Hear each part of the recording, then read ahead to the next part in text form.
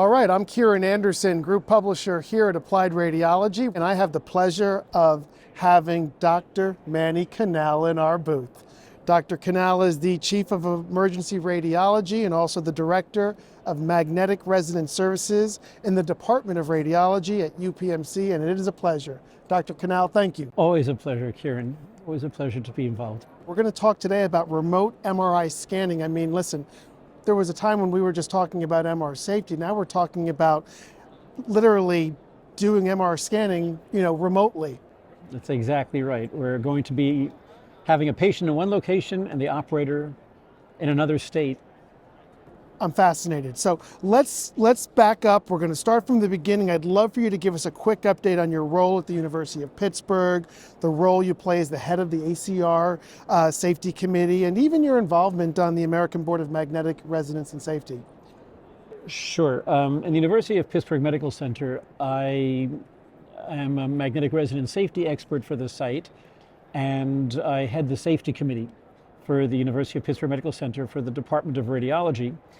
I no longer am the head of the safety committee for the American College of Radiology, and we put out several guidance documents for safe MR practices, and the ACR has recently come out with a 2024 version of the ACR manual on MR safety, which was a tremendous, wonderful update that's just, I can't recommend it highly enough. And we've been involved in other safety committees as well, the International Society of Magnetic Resonance in Medicine, American Society of Neuroradiology, and what have you.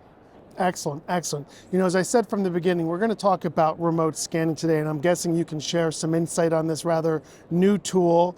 Tell us a little bit about it. Who's involved? What does it mean today? Certainly. This sort of grew out of COVID, in my opinion. We have several things that happened with COVID, and one of them was, unfortunately, a tremendous staffing shortage. We found a rather substantial lack of trained, experienced, qualified technologists in magnetic resonance. It's not just in MR. We have a substantial shortage in CT and other areas as well, but we're going to focus now on magnetic resonance. And at the same time, we got used to remote operations. Again, perhaps because of COVID, with a quick kick in the seat of the pants, helping us learn how to do things remotely. So people got used to remote operations. And in fact, in my own institution, in March of 2020, I have 21 physicians in the Division of Emergency Radiology. And I told them, ladies and gentlemen, we have something unusual going on. There's this COVID disease that seems to be starting to spread. I want you out of the hospital, and I want you reading from home. And at the University of Pittsburgh Medical Center, everyone already had remote workstations in their home. And I told them, go home, start reading all your shifts from home, and I'll call you and let you know when it's time to come back to work in-house. And that was in March of 2020, and I've never made that phone call. To this day, everyone is working remotely, and I have several radiologists working in my division that I have never personally met. And they're full-time faculty in our institution. Some of them have never set foot in the state of Pennsylvania. So speaking from the perspective of, say, like a practicing radiologist in a busy practice, why would this, really be something of interest to them? Why might they consider it? What are the advantages to them, right? That's a superb question, Kieran. Actually, it really is important for people to understand. Remote MR scanning today, there are just a few ways in which people are using it. Two of them I like to think of as scanning with you. Mm-hmm. For example, one way that remote MR scanning is used where, let's say you have somebody who's new, they don't really understand how to do a certain detailed procedure, fetal MR imaging, cardiac MR imaging, something of that nature. So an experienced technologist can log on remotely and can guide you and teach you, this is what I would do, this is how I would do it, and then watch you and vice versa, and you can work together towards learning that skill. So teaching is one application. Another application is where you may have somebody, let's say you have a large institution, and at this institution you have some technologists that can do that cardiac MR exam, but others that cannot. A patient shows up in site A, My MR tech that can do that study and manage to efficiently and safely manage that study is at site B. We can have them log on remotely, scan that patient, and then continue to go back and doing everything else as they normally would. Another example of a scanning with you, where there's a technologist there, but they're actually running it. They're just overseeing some of the safety, and they're learning how, at the same time, how you do it. Both of those I would call scanning with you. But there is a third that I think is the most exciting application of remote MR scanning and the most potentially dangerous. Okay. And that's what I would call scanning for you. And that's where Kieran says to me, hey, Dr. Canal, I've got this company, I've got a whole bunch of top quality MR technologists, you've got a shortage. How about if I scan your patients for you? I'll be location A, you're at University of Pittsburgh Medical Center, you want some technologists, we've got some great technologists. I'll scan your patients on these 4 magnets for you. Scanning for you has the benefits of being able to recruit technologists that may not want to move to your location.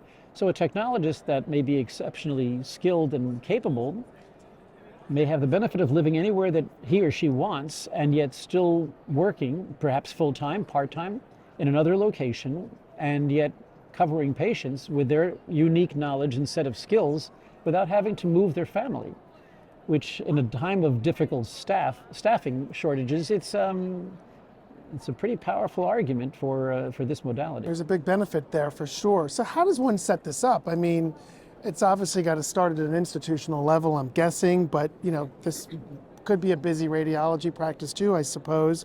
But how do you really set up a remote scanning environment? Are there specific trainings that are required for both the technologists, maybe even the physicians who ultimately reading? I'm just curious. Well, I think you kind of hit the nail on the head, Kieran, like you usually do. Today it's the Wild West. Today, essentially anything goes. And there are multiple companies out there providing services of remote scanning. And I'm sure some are superb and some maybe perhaps have room for improvement, but there are no standards today. There is nothing yet in stone. There's no guidance that people can yet follow. And yet people are providing services, I think rather successfully in multiple locations, despite that standardization not quite yet being there. So what we're doing today is trying to ensure that some minimum standards are generated, and in fact the potential for credentialing is created to try to give us some commonality. There's no problem. This is something I think is really important for everyone to understand. We ask so much of our technologists, and they are responsible for everything. It doesn't really make a difference in an MR scanner. In the real world, no matter what it is, it's your job. Right.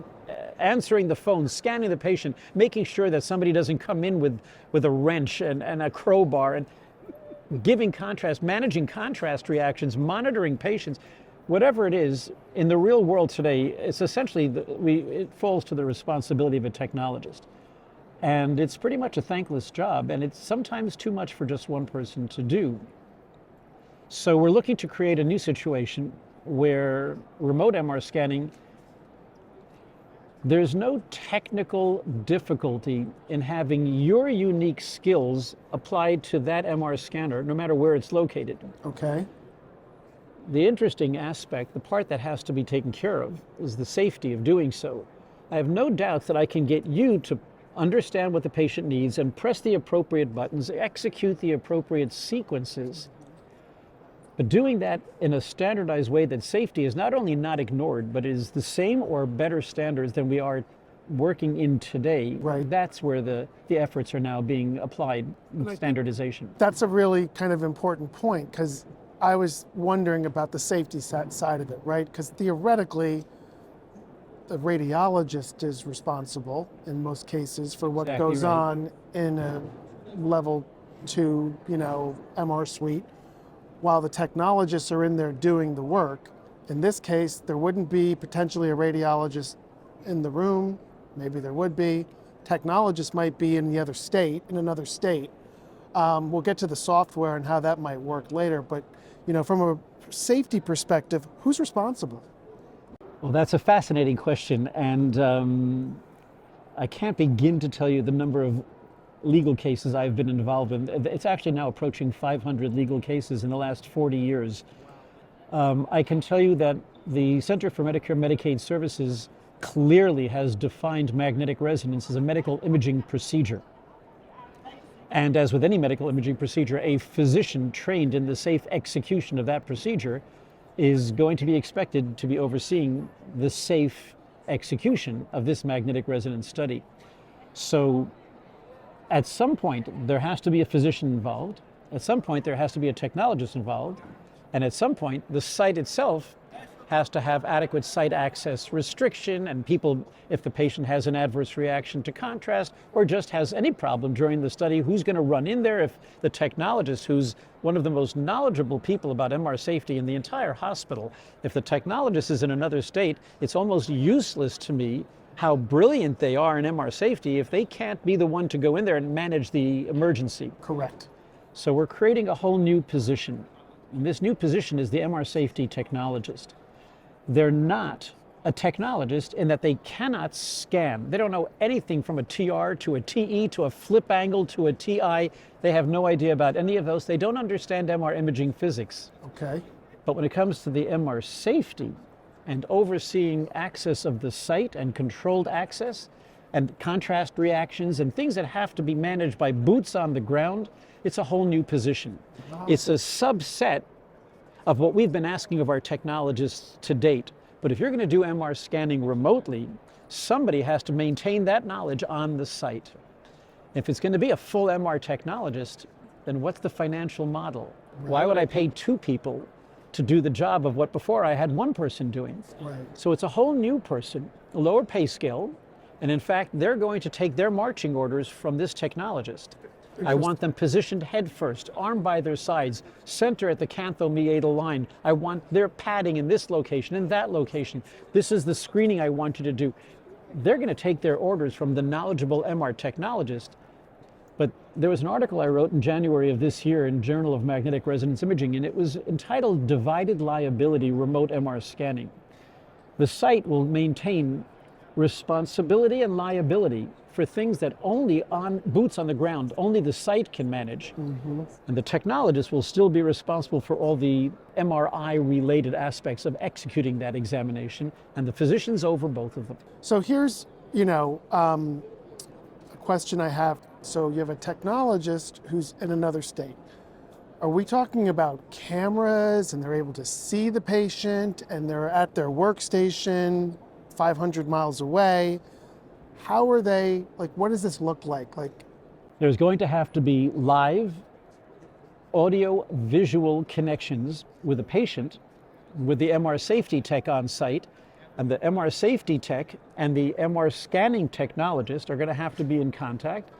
Like anything else, there's going to have to be backups that are real time, meaning if the system goes down completely, there has to be a plan. What do you do? Right. If you lose all communication in the middle of examination, of course there's a backup plan for that, as well as backup systems for the communication audio visual.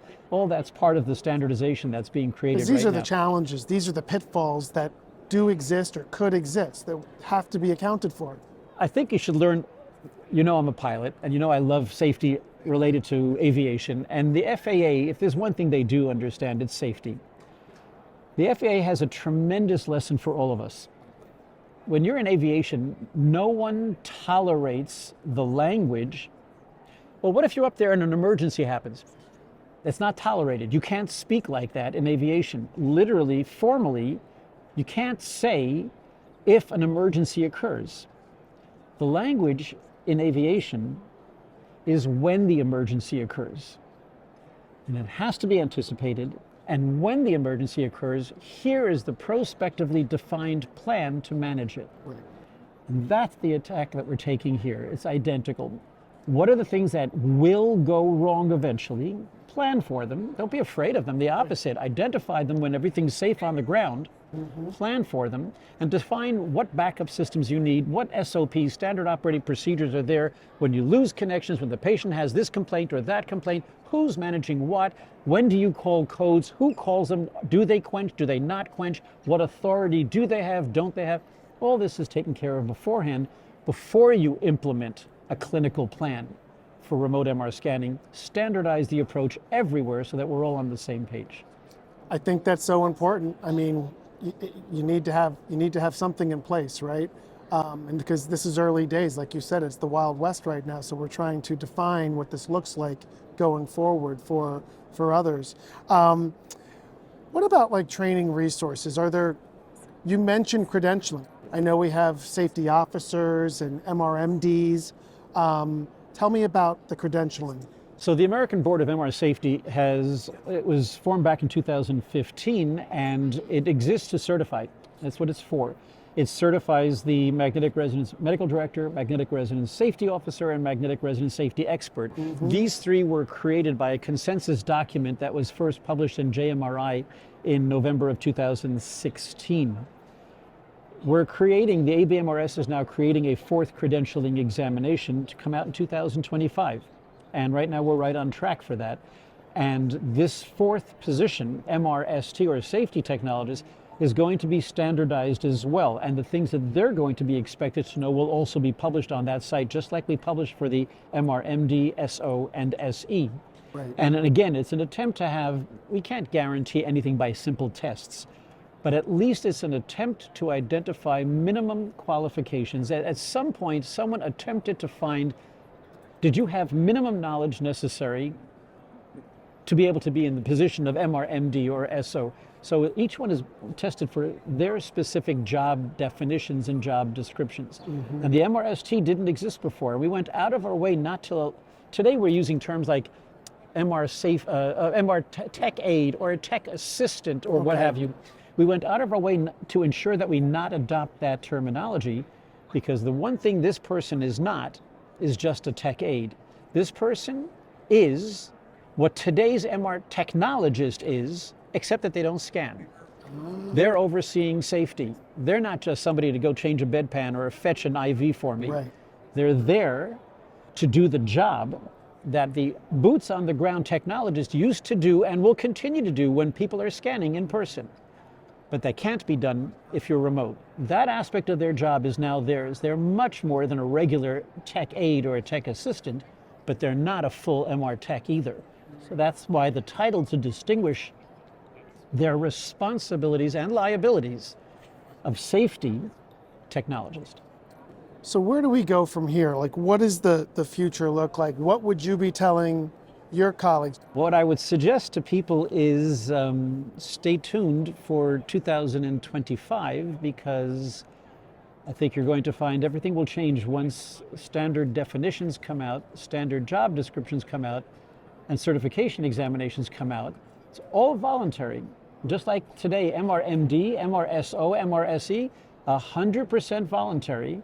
And we have thousands who have already taken and passed the examinations. By the way, I would add that these are amongst the hardest examinations to pass in medicine that people have taken. Passing rates for the SO is about 65, 70%. Mm-hmm. So I would suggest that once standardization is out there, we'll find that there will be a bar set for people to reach. Mm-hmm. And I predict that there will be substantial efforts at matching that bar, and people will try to reach the same level of standardization and certification before they open up and offer remote scanning in the future. Final question, but just dawned on me when I'm starting to think about, the uses for this. Obviously there's workforce situations. We talked about that, why it became necessary under the situations that many institutions found themselves in during the COVID crisis, pandemic. But as we move forward, we're all trying to work smarter, we're trying to work harder, we're trying to bring healthcare to the patient, right? So, particularly in rural areas where there might not be easy access to stuff, could remote scanning, have a role there too? The word we like to use is that it democratizes the talent. It's no longer that you have to be in an ivory tower to have the best technologists or the best physicians. You can now access anyone with the talent that you need anywhere. It doesn't make a difference whether you're rural or not. If you have remote technology capability, That means it's just a matter of contracting now, finding the people that you think have the talents that you're seeking, and you don't have to even hire them full-time. You can just say, for my fetal imaging, I'd like to recruit you. For my cardiac imaging, I would like assistance with you. Or you can say, take it all over. So this is what I mean by democratizing access to talent. The academic sites had tremendous draw in the past. I think they still will. But they're going to be given a run for their money because the technologists are worth their weight in gold. They are the scarce resource now, and they will call where they wish to work and the conditions under which they want to work, just like when remote ability to read and interpret studies remotely came out. There's job, I'll finish with this. I got a job notice in my email this morning. There's a job available in, I'll just say, the East Coast for neuroradiologists that are interested, and these are the hours, this is the salary, and these are the benefits. If you only will read remotely, quote us the dollar value per RVU that you require. So it's turned the entire industry around. When the remote talent controls, they'll tell you under what conditions they'll be willing to work and not work. I also think that this might perhaps provide new value to the position of MR technologists in the first place. People would now recognize more what a scarce talent it actually is, and perhaps they'll start to get, the full technologists will start to get remunerated perhaps a little bit more appropriately for all the things we've always asked them to do. Very interesting. Well, Dr. Canal, we covered a lot here. I want to thank you for taking the time to come sit down with us here at Applied Radiology. It's always a pleasure. It's an honor and it's a pleasure to continue this relationship. I'm glad that you had the interest in talking about this, and I think you'll find that there'll be a lot more interest in the future. Thank you again, Dr. Canal. Truly a pleasure. All right. Thank you.